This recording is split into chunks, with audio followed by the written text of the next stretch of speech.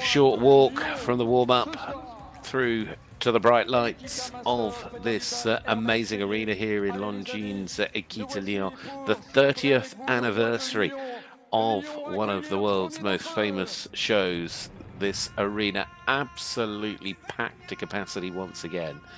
When we get to the French riders, the flags, I promise you, will be flying once more.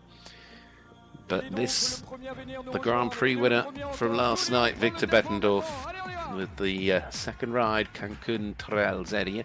He only got in at the last minute to this show, and he certainly, well, rewarded the organising committee for reaching out with that invitation by showing he's very much in play. Cancun-Trail-Z, the 13-year-old mare by Koshinas out of a Granus mare, looking to try and set the standard with a fast clear and to keep himself on that score of 4. First into the ring now, he had 4 on round 1, but a fast 4. Victor Bettendorf, Cancun-Trail-Z. I mean, he was 4 or 5 seconds faster than anyone else in that opening round. And you can see he's revving up, ready to go.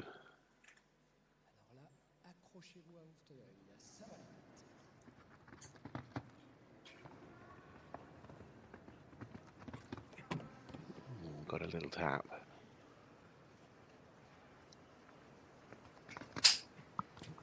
Just lets the horse run so freely. Now this turn is going to be absolutely key tonight, and he's done a brilliant job. Now, long run, but look how fast they cover the ground. She's unbelievably quick. Lands there in 29/30 seconds. Again, you've got to run up past it to get back to it, but he's all right. The 4 is from the opening round. It's not from this round. If he can jump it clear, pressure's on. If you have a fence down now, you've got to be faster than 40.96. Otherwise, Victor Bettendorf is moving on up the order. Quite brilliant. Reminds me a little bit of the way Julien Epinard rides. Just had the perfect stride. She just took off when she got there. Now, it's a sort of private battle between these two, Robin Muhr and Marlon Zanatelli, who will follow him, neither of which can afford a fence because they'll fall behind Victor straight away.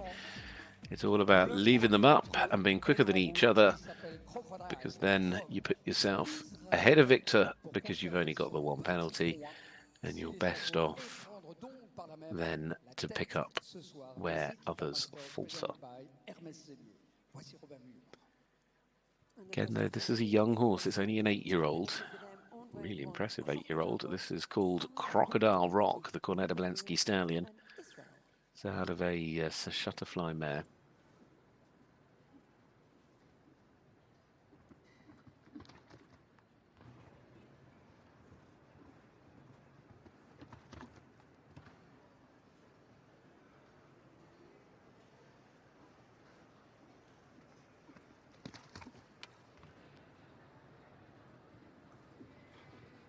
Now this turn back, you can see he's just having to be a little bit more sensible, a little bit more careful. This horse that little bit younger.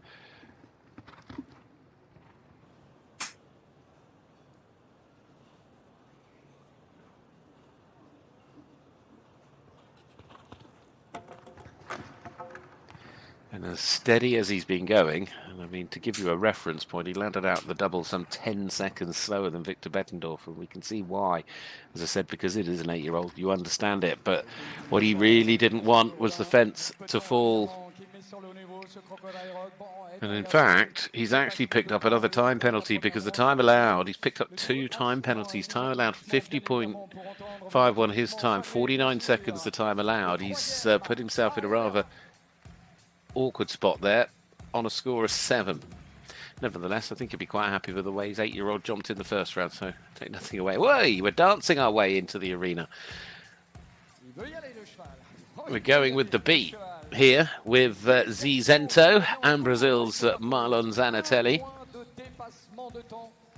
Là aussi lors de la première manche. Bon, et bien en plus d'un tempo maintenant, vous allez pouvoir redoubler d'applaudissements. Well, in one respect, I guess he could look at it that the pressure's a little bit off, but how do you approach it?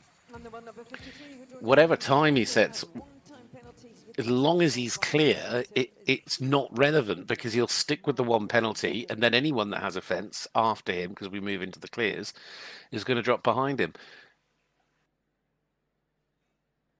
So, I mean, he'll know the permutations. He'll know this is all about the clear, but he'll want to be a little bit careful because of what we just saw happen to Robin. Robin, yes, I'm not thinking so much of the fence going down, but you go that slowly, you can suddenly pick yourself up a couple of time penalties in this round.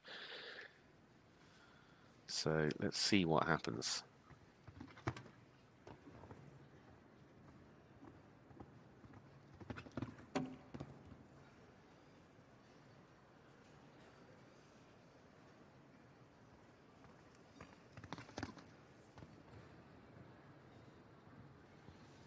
He's certainly going for the steady clear. Lovely little turn back. Just trying to make sure he's got enough pace not to worry about the time penalties.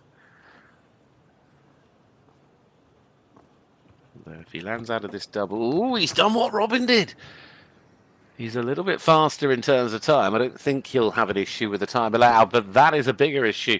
2 fences down, he moves behind Robin Muhr, behind Victor Bettendorf, and he drops down onto a score of 10, sadly, there for Marlon Zanatelli and Zizento going for the steady clear.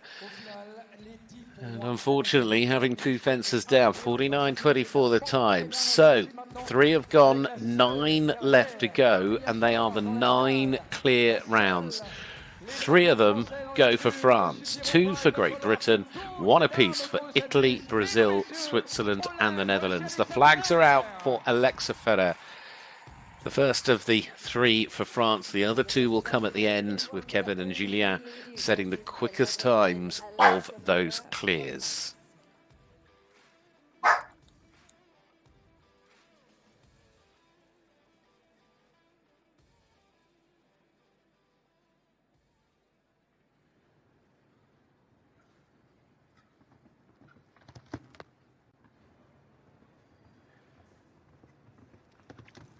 Got to go for it.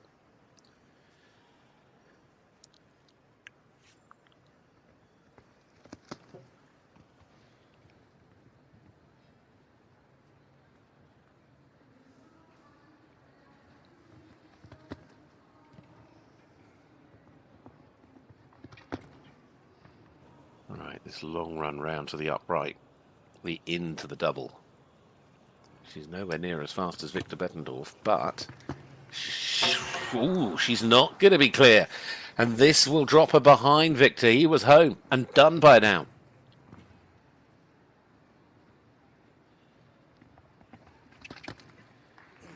You've got to be careful. I mean, she picked up a time penalty, 49.76, just over the 49 seconds time allowed. Had she had another down, she would have as well. Robin sat there on 7, so he's down the risk of dropping even further. But there we go. Victor Bettendorf, who started in 12th, is moving up the order already, as Alexa Ferrer sadly finishing on a total of 5. We just got a little bit tense.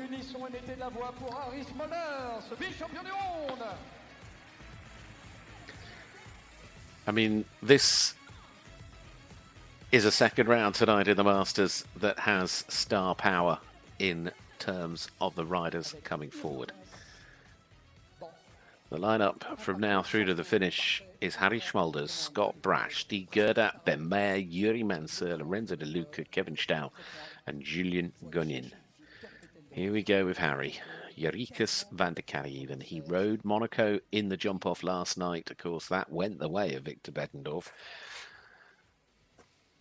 Can Harrie claim this back this evening? Is he going to be able to deliver that opening clear? Because that will be absolutely key to whoever manages it in terms of forcing the issue with those that are yet to come.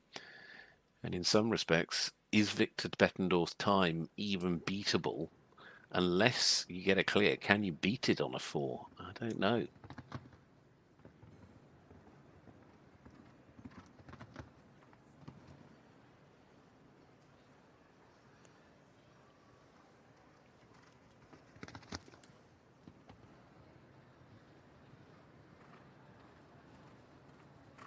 Oh, that was tight. He was like a little magician, the way he got that turn in. Landing out in 33. He's not as fast as Victor. But, oh, and that could be costly. It will be costly. He was aiming, doing all he could to try and set a standard with the clear, but I mean, Harrie wasn't leaving much, and 44.23 is his final time. That's a good, what, 3.5 seconds of Victor Bettendorf? Well, stranger things have happened. You, not tonight. Right, next up. Still waiting for the opening double clear of the night in this Masters here this evening. Now the turn of Scott Brash and this really exciting Hello Mango. The double Olympic gold medal winner. He's won this title before in 2018, 2019, but can he win it for the third time here with this new member of the team that's just been getting, Scott's just been putting in the work over the last 18 months, really building. And that clear in the 160 opening round was quite something. Now Scott can see what Mango does in the jump off in this second round. Oh dear, a little bit green.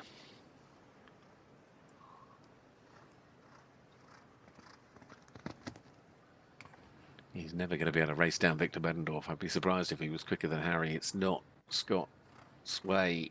He's looking at the bigger picture.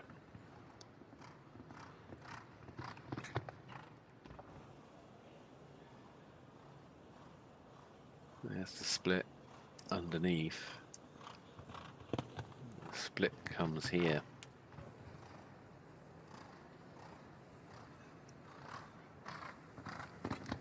If he keeps it to the 4, he might pick up time penalties. He's picking up time penalties in a moment if he's not careful. He might fall behind Alexa, and he has. So 6 is the score.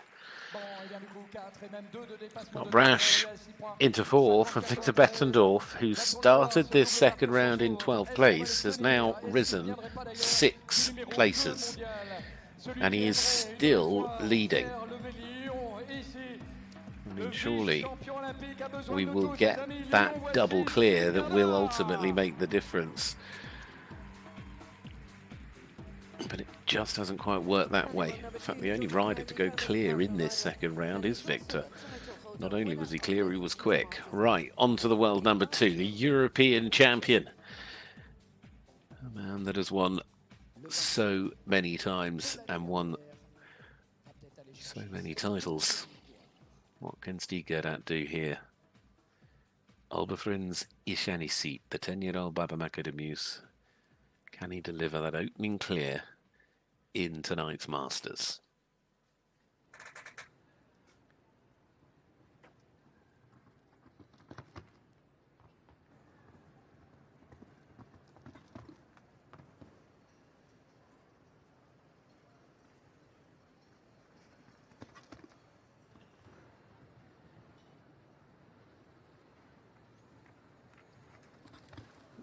Beautiful. Lucky.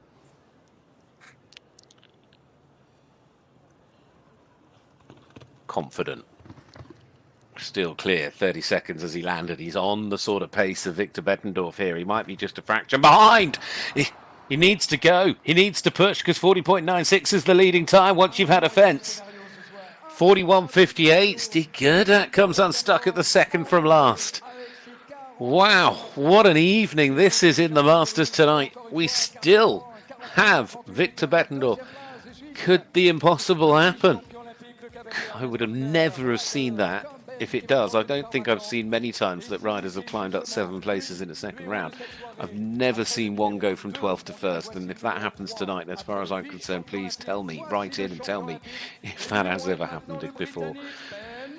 But there are still 5 big names to go, 5 top combinations, and now to the 3-time Olympic gold medalist and the world number 3. It is Great Britain's second chance of the evening here with Point Break, Ben Maher.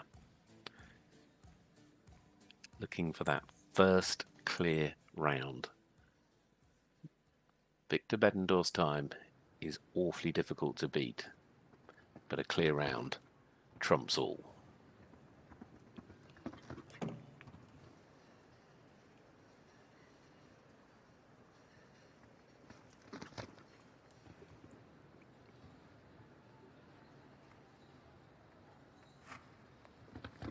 Beautiful turn. Very smooth. Now the gallop around the corner. We've seen how many, though, have faltered at least one of these next 3 fences. He's still there or thereabouts, although he'll be a little bit down on Victor. But Point Break has jumped it. There is just one to go. Could it be the first clear of the night? The double clear and into the lead. Ben Maher moves to the top of the leaderboard with Point Break this evening. There's your double clear. The world number 3, the 3-time Olympic gold medal winner, has just delivered a round right out of the top draw. And that was quick, very quick, because as much as I've been talking about how fast Victor Bettendorf has been, that round went round. He was only 8/100ths of a second behind Victor, so yes, it was important he jumped the clear, but that will put a lot of pressure on these final 4. Now, these two have been in so many pressure situations. They know what to do. They know each other so well. I love this combination. Yuri Mansur, here we go. Brazil. Vitiki. And Ben stays in front, so now the challenge is to better those on 4. There are 3 of them.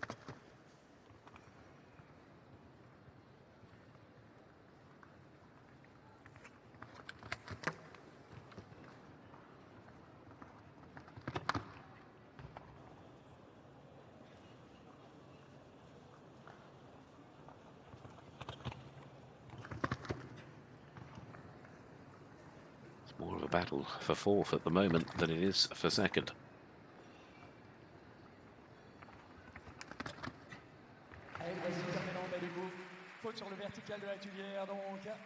Well, it is into 4, 43-1-8. He's faster than Harrie Smolders, but he's not quick enough to challenge Guerdat in 3rd and Victor Bettendorf, who sits in 2nd. And of course, you have a pole. You can't catch Ben Maher.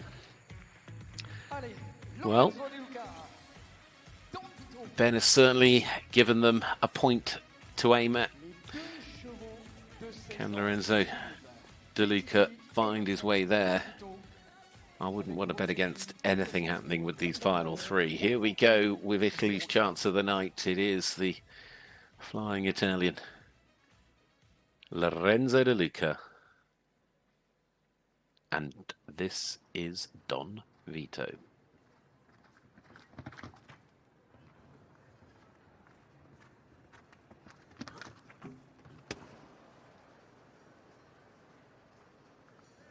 Not sure what to say. It looked like he was almost holding to out of stride, but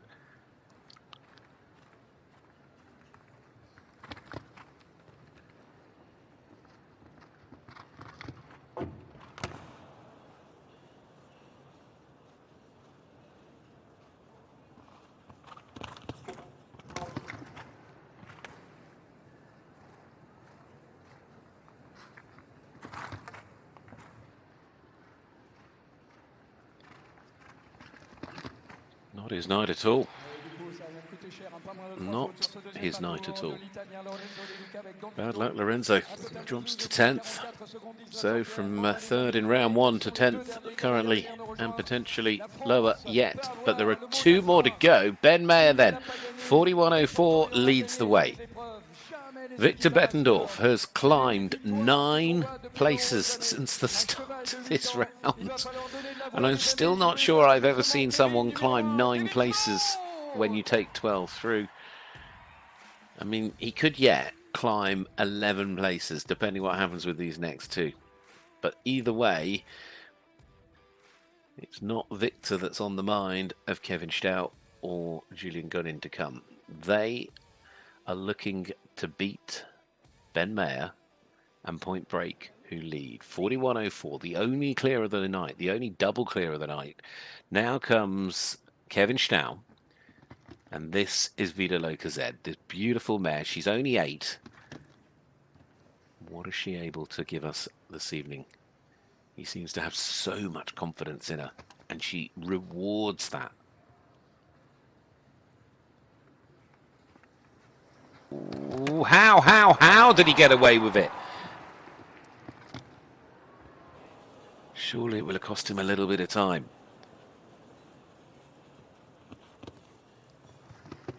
Oh, that's worse. It had, well, I mean, it wasn't far away, half a second, but it's the 4 now. Can he do anything about Victor Bettendorf? Steve Guerdat sitting there in second and third. Where is Kevin Staut this evening? He goes into 4th. Vida Loca with the fence down, 42.84. Somehow got upright on the rollback. And just not to be. Ben Maher, 1 away. Look at this, look at this. What brilliant, I mean, what a quality horse, what effort. She wanted to get to the other side for him. Well, 12 months ago, this man finished 2nd in this class.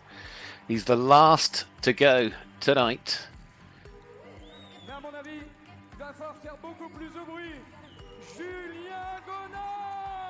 And if you think this is loud, if he wins it, it'll get even louder. I could at this point say that, of course, if he played percentages, of course, a nice steady clear round at this point in a class that has over 105,000 euros worth of prize money in it would be quite financially rewarding. But Second last year in this EQUITA Masters by Hermès. I don't think he'll go for a steady clear. He wants to beat Ben. And he'll know if he has a fence, he's got to be quick anyway. Comes down to this. Ben Maher may well lead. There he is with Point Break. But Julien Gunnin for France with a Stella de Balatier is the last to go.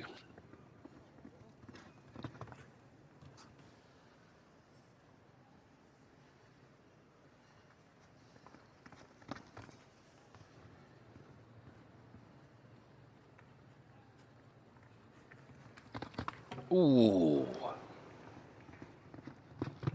We'll get a split in the double, but this is going to be tight. There's not going to be much in it. I have a feeling he could even be a little bit faster than Ben here. There is nothing in it. Absolutely level. It's going to come down to this.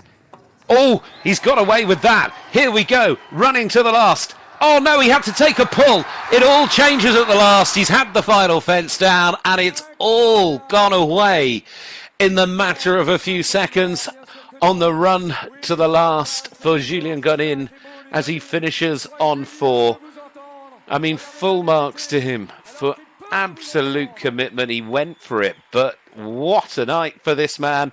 Congratulations to Ben Maher, to the team, to Point Break, to his owners Charlotte Rossiter and Pamela Wright for delivering the only double clear of the night